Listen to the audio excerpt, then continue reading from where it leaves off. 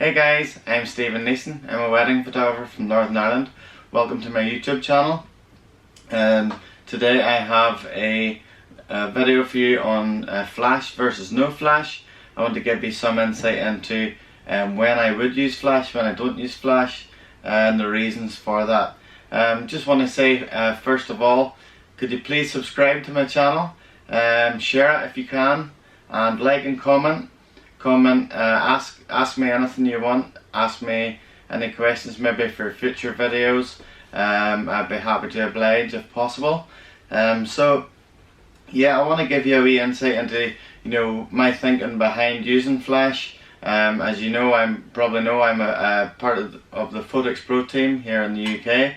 I have been using Photox flashes for quite a while, but that doesn't go to say that I use flash in every shot. I shoot every type of light that I can, and I think it's very important that you do too, because a lot of people just, I suppose, they get flash into their head. Oh, must use flash to create a certain effect, whenever sometimes the light is already there to do that.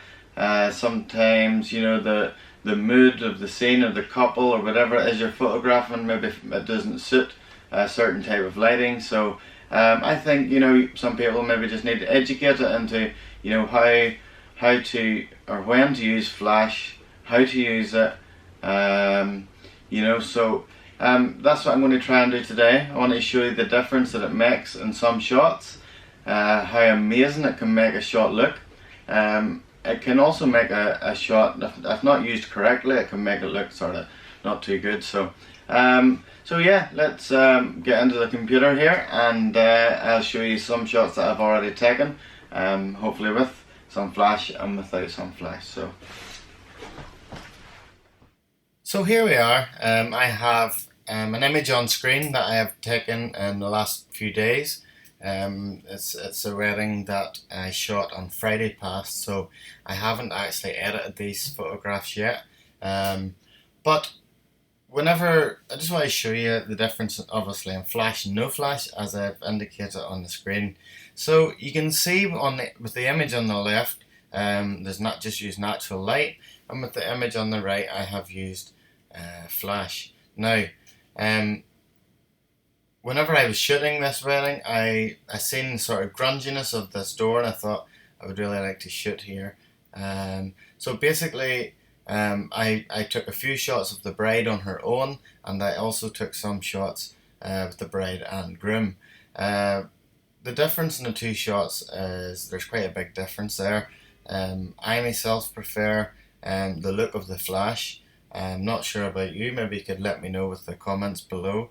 But I can see the difference, that the flash is used. Now, the pose that I have used here isn't perfected. I actually have a better shot in terms of pose, which I'm sure the bride and groom will get. But this is just to show the flash. Now, with the shot in natural light, I've basically used the meter inside my camera to determine how much light is falling on the subject. The same amount of light is falling on the subject as is the background, and the only difference switching over to the one with flash is I have underexposed the shot and then filled in with flash, which is essentially what I do on probably 90% of photographs that I use flash in. So it's basically just underexposing and filling in. Now, how have I used the flash there? I had two Metros Plus, Photox Metros Plus flash guns on top of a lighting stand, using a flash bar, which holds 4 flashes in total, but I normally just use it with 2.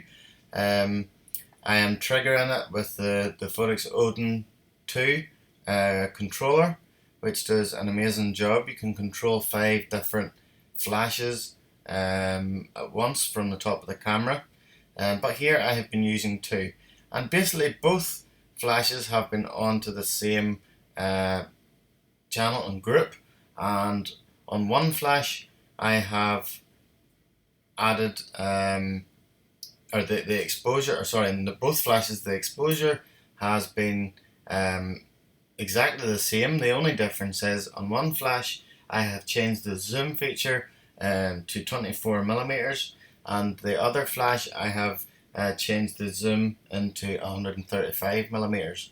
And you know, the purpose of that is so that one flash sort of fills more of an area and the other flash is filling in on the subject, and that's something I do quite regularly. Now, by underexposing this shot, you can see that the grunginess has come out of the sort of chapel walls here.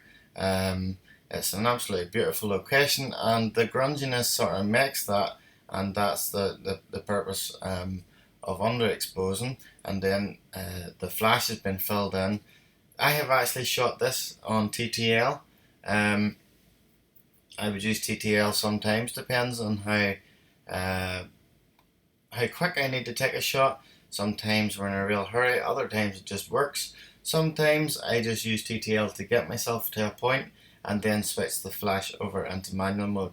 But for here, I believe I had the flashes on TTL just to see what effect it was giving me. Now, whenever it's in TTL, you can always plus or minus a wee bit of exposure compensation on the flash from the top of the camera. So you still have control of it to a certain degree. So yeah, same shot on both sides, one with flash, one without. Exact same Lightroom preset put onto each shot here. So there's nothing different done in Photoshop or anything, or Lightroom. That's exactly how I have imported it into Lightroom. I haven't done anything else to it. In fact, I'm sorry, I maybe cropped one of them a wee bit just to bring it in slightly closer. But it's basically the same shot. You can see how much better the one on the right looks.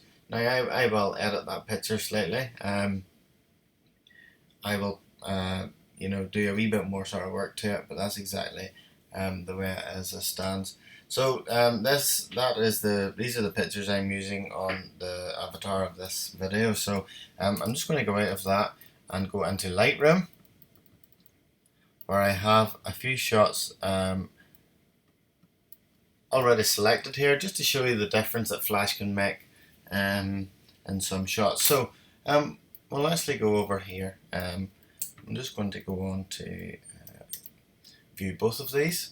Now, the image on the right here has been edited slightly different to the one on the right. You'll be able to see I have removed the number at the top and the railing at the side and a couple of other bits and pieces. I have also changed the colour of it, and the pose is slightly different too. But you know, the reason for me showing you this shot was taken at a recent workshop in a Hilton hotel, and the lift was in the foyer. It's not the most exciting of places. It is a lovely hotel, but you know, it's like every other busy hotel. You know, they have areas which are nice for photographs and other areas where people wouldn't normally go. I look for light first and foremost, or somewhere maybe that has a nice structure that I can add a bit of light into. So the first shot would have been the shot that I had taken to gain my exposure. The second shot was the real shot that I took. Now, the first shot is just natural light. The shot on the left I'm referring to as the first shot. It's just natural light, and as I say, that was me setting my exposure. So basically, I'll be metering off the dress, and then I will put my camera into, I meter off the dress, get my exposure, and then, you know, put it over into manual mode. I sometimes do that in aperture priority just to get my shutter speed, move the camera over into manual mode, and then add in the flash. So as you can see, the first picture is a bit bland. There is bits and pieces you could do to it, you know, to make it quite nice. In fact, if I done exactly the same as I done on the right hand picture, then you know it wouldn't, you know, the light and stuff wouldn't be bad. But by adding a wee bit of flash, pointing the flash against the door of the lift, you can see that it just sort of highlights that part. It separates the subject from the background, And you know, because of the shiny surface, it also bounces a wee bit of flash off and onto the subject, which is separating from the background, as I say. So you can see the difference that makes there, just by adding a wee bit of flash. I would have used the flash in manual mode. The bride here is actually holding the flash. Now, what I would have done is just start it off the flash at a certain point. Say, you know, if it's inside, I'll maybe start off at 1/8 power, and then if I need to up or put the power up or down, I'll do that accordingly. Now, what I would say here is I had started to do this shot, and I wanted to perfect the pose, and like every single time I went to do something, uh, the the doors of the lift opened and people got out. So it was really difficult. We were being waited on by one of the hotel staff to take us to another area, and you know, we just sort of ran out of time. I just sort of maybe lost the head a wee bit and moved. So just said let's move on to somewhere else. So I didn't perfect the pose. I would have liked to have done something with the hands, put the hands into some sort of a place on the, you know, maybe placed onto a hip or onto the wall or something. I just think it looks a wee bit odd not being able to see the hands, and you can see that she's sort of possibly holding the flash. What would I have done with flash? Well, I would have put it onto the floor, onto a light stand, something. I have a wee stand that I can put in front of somebody and you can't see it. But you could also put it onto the floor and point the flash up onto the door. Okay, so yeah, you can see the difference that made. So I'll move on to another wee picture here. Again, similar sort of concept. This is a picture I took of the bride and groom in this wedding, just to give me exposure, so they're not posed. I'm basically just taking a picture to make sure I have the settings properly in my camera. And then the next picture, which I'll bring both of them up here. The next picture would have been one that I took with the flash turned on. So I'm not even sure. I don't think maybe that's one the bride and groom would have actually got. You can see a wee bit of shadow coming off onto the groom there, but there is other shots I probably should have used for this purpose just to show you. But exact same Lightroom settings applied. You can see that I have filled in on the subject with a bit of flash, but I have also put a flash behind the subject to separate them that wee bit. And you can see that flash actually behind the groom on the left hand picture. You can see I have it on the ground.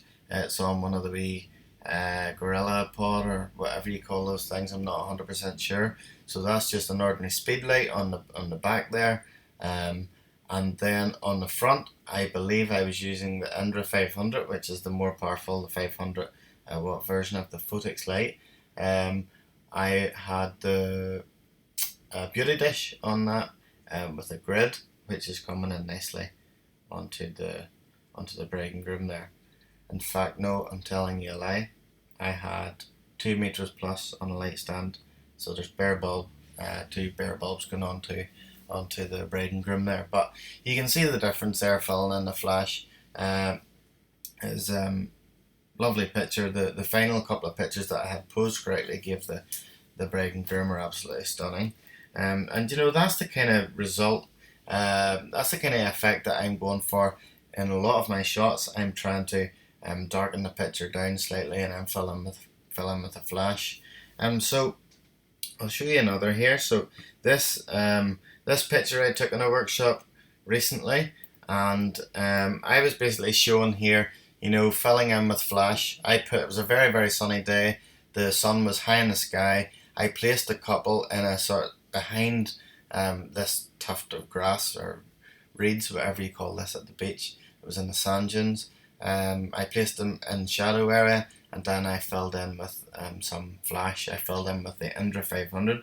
Again, I believe this was the beauty dish. So you can see that, and then exact same place, I just turned them around very slightly, and I took a picture with natural light.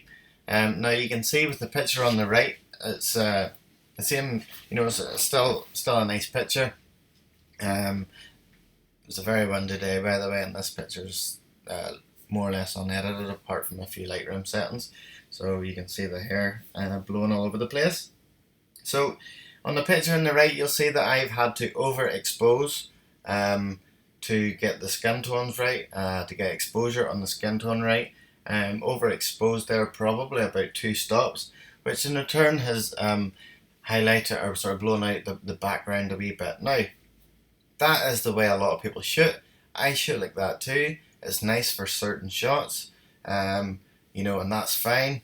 The left-hand image with the flash is just, you're more in control of your subject, the light that falls on your subject in the background. You can, the eye leads to the main focal point of the picture, which should be the bride and groom, unless you've tried to do something else.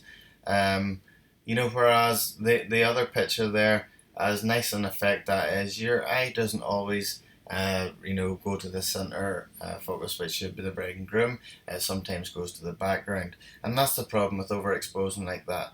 Am I saying not to do it? Absolutely not. I do it. Most photographers do it. It does create a different look, but on the most, I do prefer to include some shots using the flash like the one on the left. Whenever I'm shooting outside in the sunlight, basically, if the flash is on, I put it to full power. My assistant, if she's holding it and I have a bit too much light, I'll either turn the flash down a wee bit on top of the camera, or I'll just get her to move back very slightly. Or if I have it on the light stand, I just do the same thing. Or indeed, if I need a wee bit more light, I'll bring the flash in a wee bit closer to the subject. Sometimes you need to bring the flash in pretty close, and you'll maybe need to either take 2 exposures, one with the flash and one without, and then you can adjust or take the flash out in post-production, or just keep it in the one shot.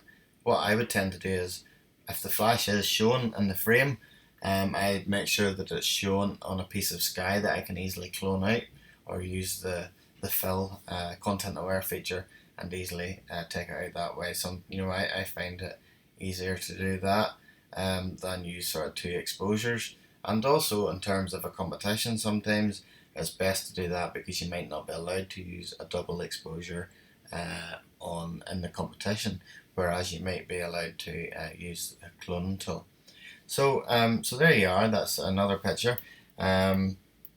Okay, so yeah, same idea here again.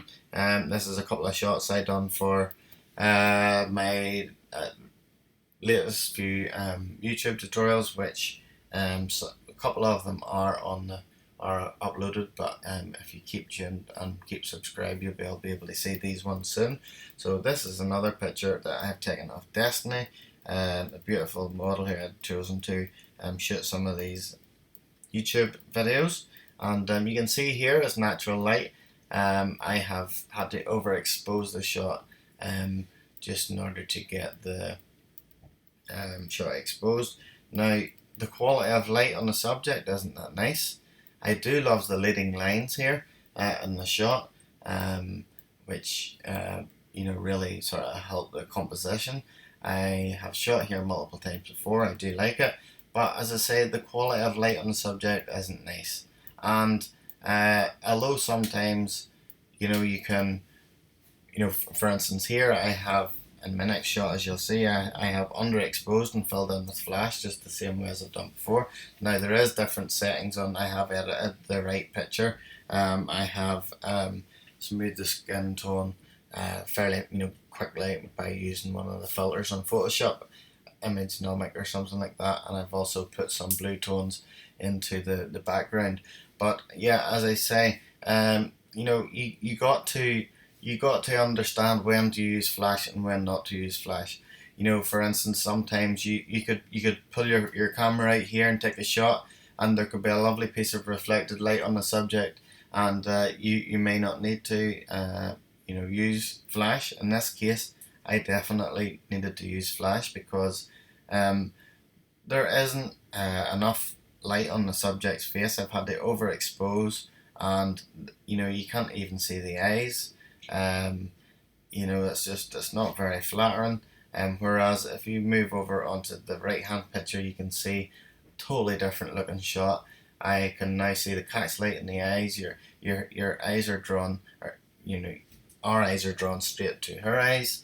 And it's a lovely shot. Whereas the other one, even though there is a distracting couple walking past, I know your eyes do go there, but also the sky is just that's where my eyes go to anyway. So and well, they go to the wee couple walking past there, who I think felt really awkward, saying that we were videoing. So that's just another thing, I suppose. You need to keep an eye out for that sort of thing.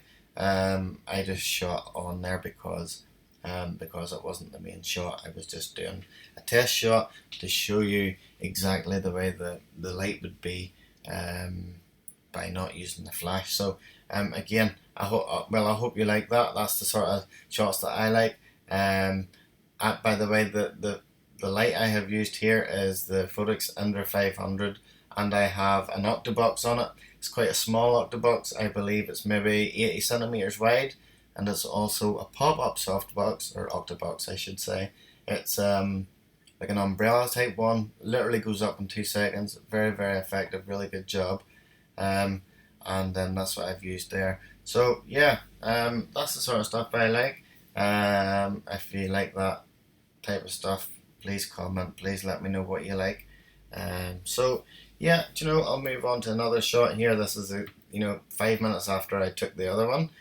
You can see my flash in the background. I was just setting up a shot for another tutorial, and this is the one I took with natural light. I'm using an 85mm lens. It's the less expensive Canon one. I think it's at 1.8. So I have been shooting wide open there, 1.8, and that's just natural light. And you'll be able to see then the difference by underexposing and adding in some flash. Same idea here as before. So yeah, the light in the background, you can see the two Metros Plus on the stand. By the way, them two lights, that they go everywhere with me on a wedding day. They're never too far away. They're so handy. Having two teamed up like that is just brilliant. So that's the light I used as a backlight. The Metros Plus there in the background, and then I have filled in with the Indra 500 and the same softbox I used in the shot before. I don't know about you, but for me the shot on the right just is so much more dramatic, so much more cinematic, which is exactly what I'm looking for in my style of photography. That's why I shoot like that. I love the sort of film or movie look to the images. So that's exactly what I've been doing. Same concept as before, except I have used that flash in the background just to separate the model that wee bit, put a wee sort of rim light around her, and you can see the fantastic job that has done on the hair, and also down on her leg too. So yeah, so there you go. That's just another wee idea. This shot here, I was looking for an image in my hard drive where maybe the flash didn't go off, because I didn't take this purposely for showing how that looks without flash. I couldn't find one.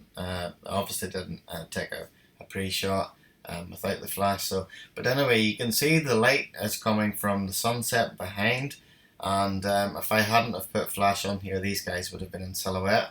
I have used an Indra 500 with the standard reflector, I believe, on this, and as either a standard reflector or the beauty dish without the grid, and on full power. So lovely wee shot again. But just to change this up a wee bit, sometimes as I mentioned before, you need to recognise where and when to use flash. A few minutes later, the model on the left here got changed into a yellow dress, and I took this shot.